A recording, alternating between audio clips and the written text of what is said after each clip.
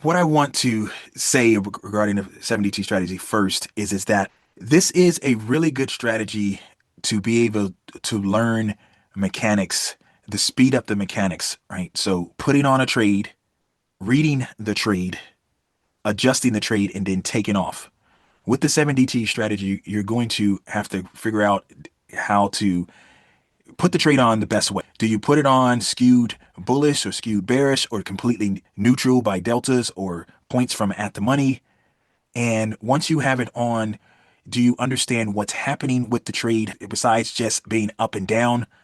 More beneficial for you to do a proactive adjustment? Is it more beneficial for you to do some type of, defensive adjustment? If it's more beneficial for you to sit on your hands and do nothing, all of those kind of things you will get a feel for doing the 7DT strategy. And then adjusting part is going to accelerate your learning of adjustments. If you can't do the 0 DT trade, which most of you shouldn't start with that because it's the most difficult trade we do here at Dorian Trader, but that would obviously accelerate your learning process. The 1 DT trade as well that we're going to talk about in a second, but it's more difficult. It's more gamma risk. It's more with the 1 DT, it's more overnight risk. With the 7 DT trade, you kind of get a little of both worlds of the 0 and the 1, but it's a little safer. It gives you a little bit more time to kind of gather your thoughts, push the buttons, get yourself positioned correctly. But it's 100% more of acceleration in the learning area than like a bread and butter type of trade or long dated that we teach here with Ernie. Can you blow up your account doing the 7DT strategy? You can, just like you can with a 0 or any other strategy we have here besides the safeguard. So it's not a strategy that you can, play with and just, disregard. It has a decent amount of risk. It's just less than the 0, less than the 1. So I'm pointing this out because I want you to understand that if you want to learn this strategy, I encourage you to start with 5K. If that's the only monies you have, I'd rather you go into the safeguard and do a weekly strategy with the safeguard so you have no possibility of blowing up your account if you're doing the safeguard strategy correctly. But if you have, let's just say, $20,000 or $25,000 and you want to learn the 7DT strategy and you want to accelerate your learning process, then I encourage you to do the 7DT strategy with 5K. And so I'm going to set this up right now. We're going to go into the SPX. You can do it in the ES. Right? And if you have an account that's less than 25K, here at Dorian Trader, we say less than 30, so you can have a little cushion. You can do it in the ES and you can adjust any way you want. But I prefer doing it in the SPX because it's less fees and that adds up from time to time. But have I done it in the ES a lot? Yes, but I primarily or most of the time do it in the SPX. So if we go over here and we start by looking at the economic calendar.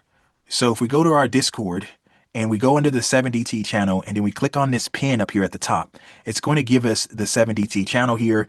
And then we can come here and it's going to tell us if it's safe to do the trade based on if it's shaded in this red area here. So we need to be most vigilant when it's the last 3 days. So 2 DTE, 1 DTE, and then the 0 DTE. The trade gets more risky as you get closer to expiration because eventually it's going to become a 1 DTE trade. And I said that was more risky. It eventually is going to become a 0 DT trade. And I said that's more risky. And when I say eventually, I mean if you trade this on a weekly basis, you're going to eventually have to go to the 0 DT trade. But most of the time, you're going to be out of the trade within 3 to 5 days. Right. So you're never going to see, most of the time, you're not going to see this 1 or 0 DTE. Okay. You're not, most of the time, you're not going to see it. But you have to prepare the trade or initiate the trade as if you are going to see it. And if this was shaded, like this is right here, this is the CPI coming out next Tuesday. If this was shaded, you wouldn't do it. If any of these 3 red days were shaded, that's the red flag of saying, do not go this way. Danger, right? So it gives us a green light here. You not only have to know this economic calendar, and this is great what David has created for us. It's been of great value. But you also have to have your kind of hand on the pulse of the market for news that is not already scheduled. So we have the weekend coming. And are we going to get more kind of tariff news from the administration? Yeah, we could, but what other news can they bring up? Can they say they're going to, tariff Mexico? Okay, that would be a problem, right? Because Mexico and Canada and China are our biggest 3 trading partners. So The market is betting at this point that they're not going to do that to Canada. It's just too big. The trading partner is just too big for it to be 35%. But noise is Right. noise. And so you have to be vigilant about the noise. Okay. All right. So let's continue and let's throw on the trade. Once you get to that point, what we want you to do is go and do the straddle price so it can be uniform. This is just the expected move. And so the expected move right now is 77. What we're going to do is double this 77 number if I can get my hands to work right. We're going to take that 77 and we're going to times it by 2. And so if we do that, that's going to give us 154. So what we want to try to do is take that 154 and add it to this number and subtract it to this number. That's the last price. So we can kind of get an idea of the two times the expected move and hopefully keep the trades around there if we can. We're not going to be able to do it on the call side, I don't think. So we take 62.66 plus 154. That's going to take us to the 64.20.